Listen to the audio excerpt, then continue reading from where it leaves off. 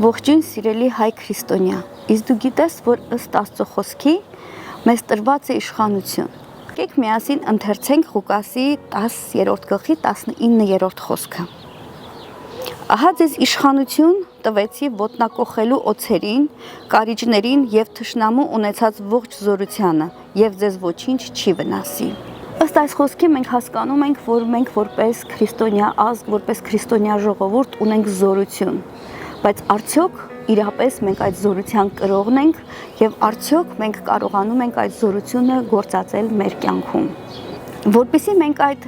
զորությունը կրենք իրապես եւ տեսնենք այդ հրաշքները, որի մասին խոսում է Աստվածաշունչը, մեզանից մի բան է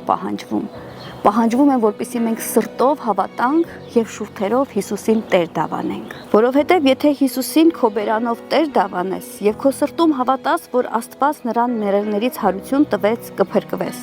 Քանի որ սրտով հավատում են արդարանալու համար եւ բերանով դավանում են փրկվելու համար։ Սիրելի Հիսուս, ես գալիս եմ քո առջև։ Հավատում եմ, որ դու Աստծո որդին ես, որ եկար երկիր, ապրեցիր եւ մահացար ինձ համար։ Խնդրում եմ ներես իմ բոլոր գիտակցված եւ չգիտակցված մեղքերը։ Ես քեզ ընդունում եմ որպես իմ կյանքի Տեր եւ Փրկիչ։ Խնդրում եմ դարձիր իմ կյանքի թագավորը եւ առաջնորդիր ինձ։ Այսօրվանից ես իմ կյանքը տալիս եմ քեզ։ Դու իմն ես եւ ես քոնն եմ։ Առաջնորդիր ինձ։ Աղոթեցինք սա Հիսուսի զորավոր անունով։